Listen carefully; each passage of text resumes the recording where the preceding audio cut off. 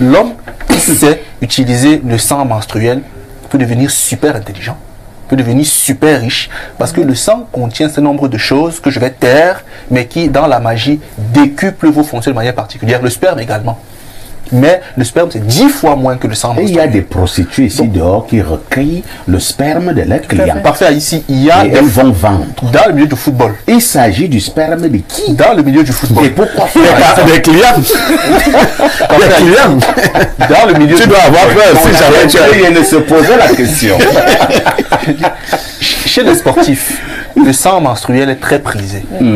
Les gens achètent à prix d'or les serviettes hygiéniques de femmes pleines de sang et les consomment. Parce que cela a des vertus décuplantes. Ça, c'est la sorcellerie. C'est de la magie, c'est de la mauvaise magie, il faut le dire. C'est pour dire aux femmes, les deux l'ont très bien dit. La période menstruelle est très dangereuse pour vous. Dangereuse sur le plan surtout mystique. Sur le plan social, la dénonciation de ce jour, comme d'habitude, c'est encore avec Bernardo. Parfait, ici. Une dame m'a appelé et a insisté à me rencontrer. Elle dénonce le comportement de son mari et elle a insisté pour que je dénonce cela dans le cadre d'Espace Miné. Elle est avec un monsieur depuis 6 ans. Ils se sont mariés 3 ans après.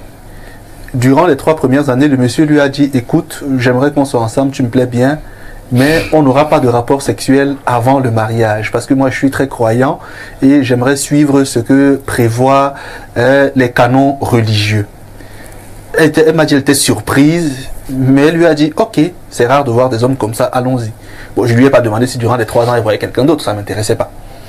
Après 3 ans, le monsieur a formalisé la relation et ils se sont unis par les liens du mariage devant Dieu et devant les hommes. Il était dans une église catholique, il faut bien le dire. Catholique romaine, je crois que c'est bien ça. Donc, et elle me dit le soir après le mariage, ils sont allés en intimité et elle me dit tout s'est très bien passé. Au point où elle s'est même demandé que mais, le type me le faisait me la faire ici, pourquoi alors que ce qui se passe ici est bien. Que 1 an et demi après le mariage, les choses ont un tout petit peu changé. Le monsieur a considérablement réduit la fréquence de leur rapport sexuel. Mais surtout, il insistait pour n'avoir des rapports sexuels avec elle que lorsqu'elle était en période de menstru. Elle lui a dit, mais depuis 6 mois, je me rends compte que tu as moins d'appétit, tu as un problème, il faut qu'on te soigne. Ce n'est que 3-4 jours par mois, il y a un souci.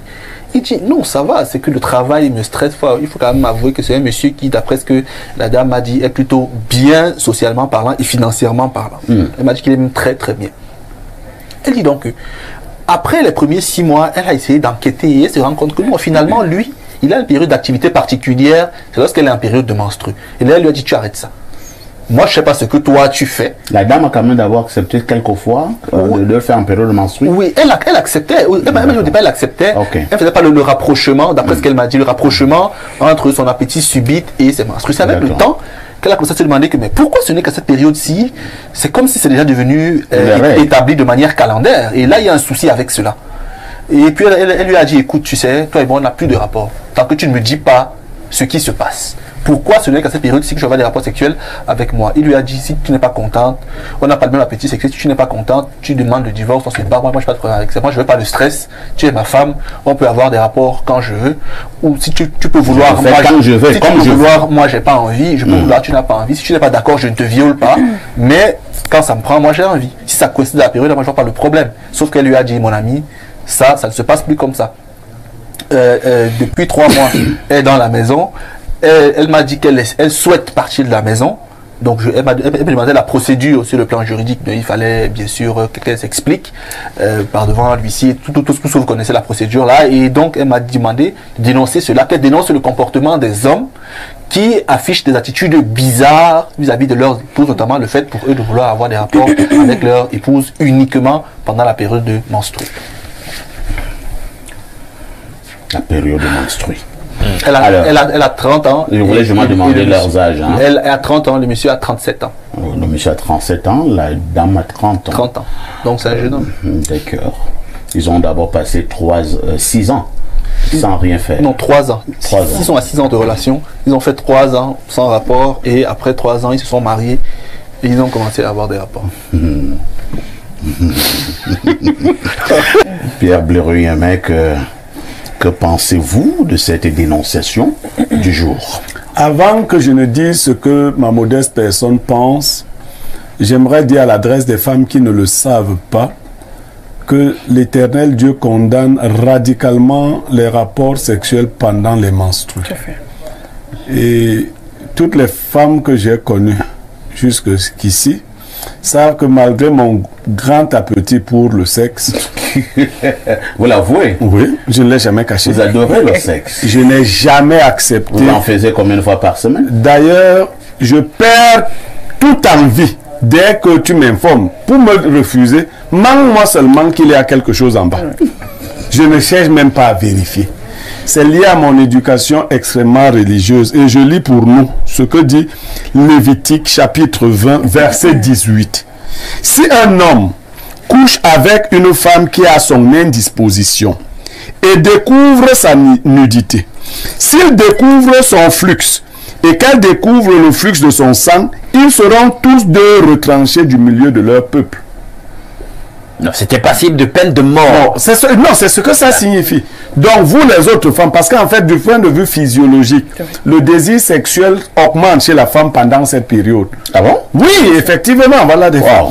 Donc, et il y en a qui demandent, mais les hommes chez nous en Afrique, celui qui ne peut pas supporter va dans une autre chambre. C'est une période réservée à la sacralité.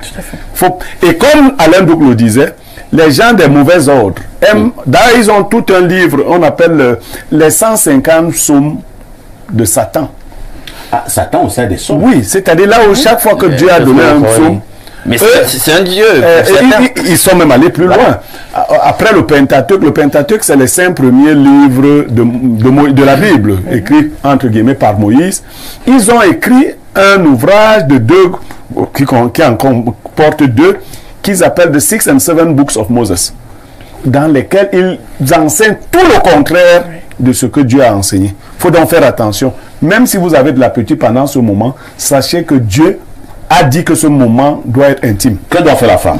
La femme, si elle n'est pas encore partie, qu'elle sache qu'elle est en train de mourir à petit feu. Ah bon? Parce qu'en fait, ce qu'on fait pendant cette période, énergétique, on c'est qu'on l'aspire. On l'aspire. C'est tout.